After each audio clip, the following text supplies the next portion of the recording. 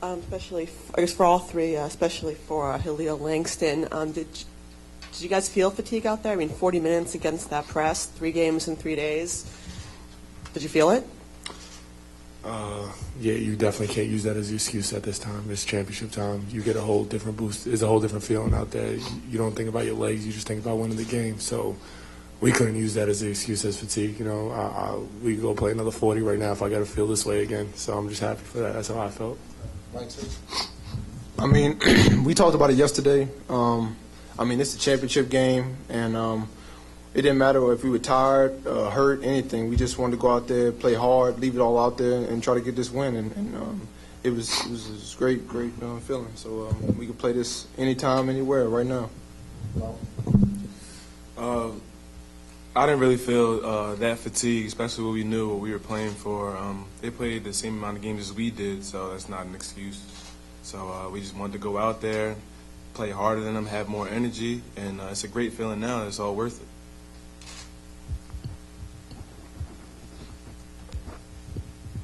Halil, what did you say this time? Because we know that you're the guy who always motivates everybody when things are getting a little tough. When they made that run and took the lead eventually late in the middle of the second half, what did you say to pump everybody back up?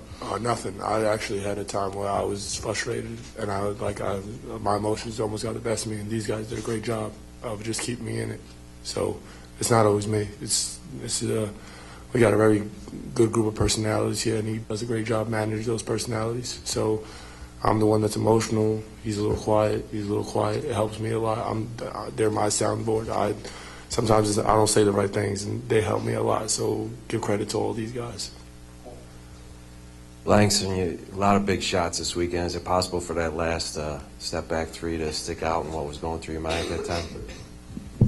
I mean, Coach and his team, they put a lot of trust in me to take the big shot, and I just wanted to step up for my team. I knew it was a critical time, and I had the ball in my hand, so I just wanted to make a play, and the ball fell, and I didn't get close to pushing off, so nobody would disagree with that. So all the referees that are out there writing stories.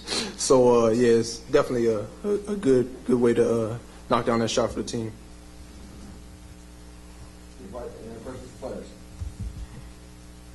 All right, guys. Thank you. Congratulations. Thank you. All right, questions for Coach Martelli?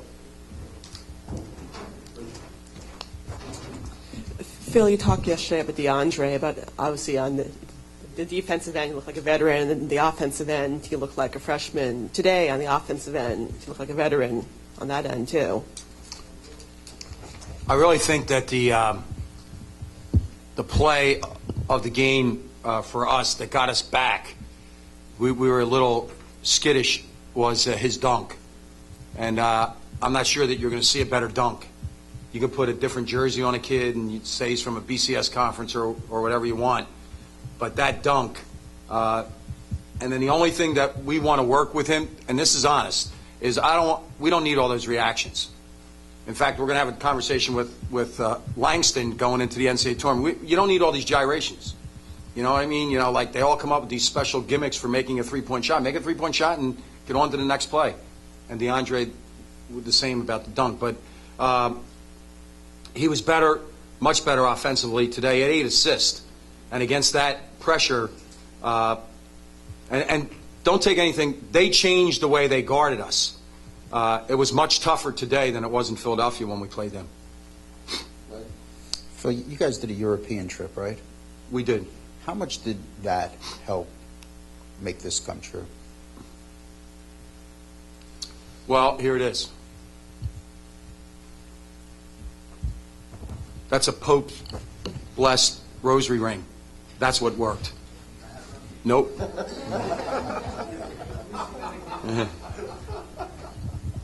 Here's what happened, Len. When we got together in June, there was something different about the group. DeAndre got to campus, and it was just different. There was a seriousness of purpose. There was I'll bet that they dreamt about this day, that day. And when we went over there, the thing that was revealed to me was character, the character of the group. We had 2 rules. You're not allowed to stay in your room.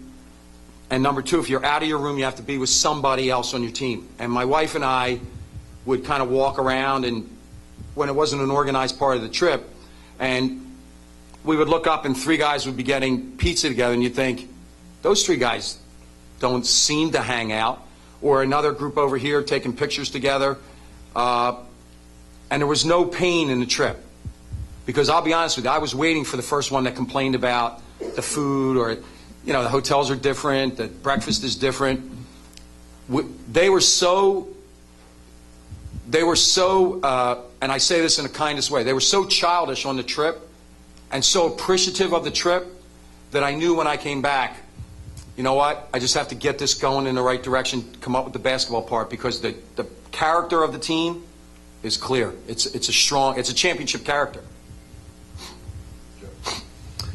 Coach, last year you seemed occasionally frustrated with Halil Kanasevic. How do you feel about him this year? Have you seen some growth? Can you talk a little bit about Halil? Neck. I'm glad he's my pain. No, what would... 2 years ago, it was hard to get him just on basketball. He had 5 or 6 technical fouls. In my career, I haven't had players accumulate 5. He had 5 or 6 in 1 year, and it was all the noise that surrounded him, and he reacted to that noise. He told me in June that it would be different, and he has been different. And really, he does as much coaching as I do with the group. And look. He graduated from college. He won the Atlantic 10 championship. It's a pretty full plate. Now he's going to the NCAA tournament.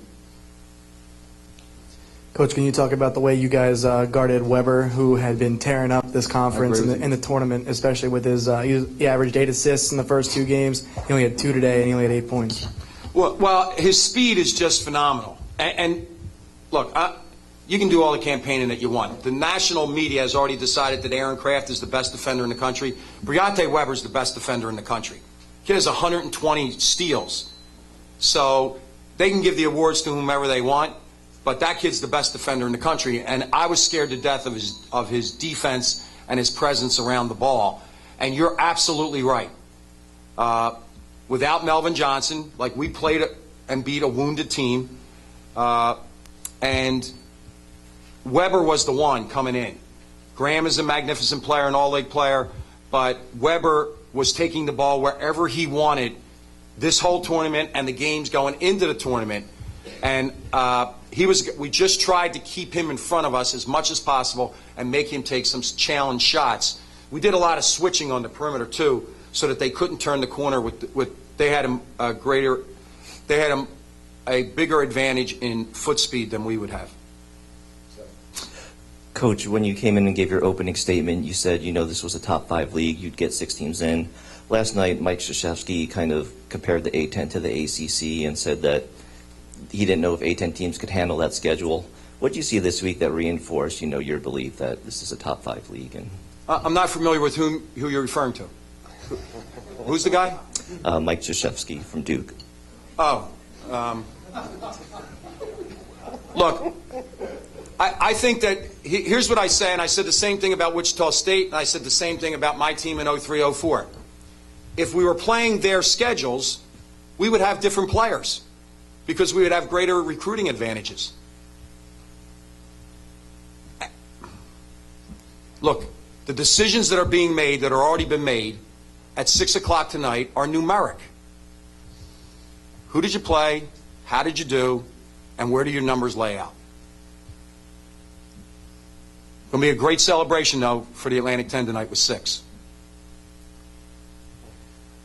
Coach, when you play VCU, turnovers happen, but it seems to be the ability to not allow those to steamroll. How did your team keep from having repeated turnovers?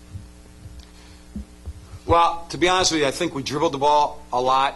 We dribbled the ball probably too much at times, and we really didn't get the second pass involved. In watching the tape, one of the things that they were doing a lot of is the pass from the wing to the top. They were really denying and jumping that.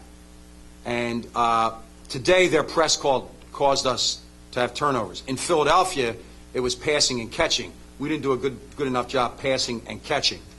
But I just think having really a fourth ball handler in Halil allowed us to stem the tide. I think we could have done even a better job with it, but certainly to come out of that game with 12, with the great atmosphere, I salute the VCU fans. They were tremendous, and they made it, a pseudo home game for them. And we reacted to that. I think when we got the 8-point lead in the first half, we didn't handle it as well. Did you know at halftime they're going to play all the starters for 20 minutes, and did you think they could do it? Well, I thought that in the first half, to be honest with you, I have in my notes, and I could show you this, that I wanted to try to get short rest for everybody. And in the first half, the two guys that went in, it was a little bit too much for them. So we were just going to ride it out. We didn't have foul trouble. Like I said yesterday, you had those timeouts. They're so long. And what the players remarked was that they were playing for a championship. So I had to give them the best chance to win a championship. Phil, just for accuracy's sake, because if I get this wrong, my soul's in mortal peril. Did you actually get an audience with His Holiness? No. It's a bummer. As Atlantic Time champs, and I'm really disappointed because he's a Jesuit, and we're a Jesuit school. I just thought he would. I just figured he would tweet me and we would have a chance to meet. But he didn't. And ironically, while we were there, he met with the Argentine soccer team. But I guess he didn't want to meet another bald-headed Italian American. I don't know. Do you follow him? Who? No, I don't follow anybody. There you go. I shut my Twitter down on December the 8th. That was the day that the world ended in Philadelphia, if you ask our fans. All right, anybody else? All right, thank you. Thank you. Thanks.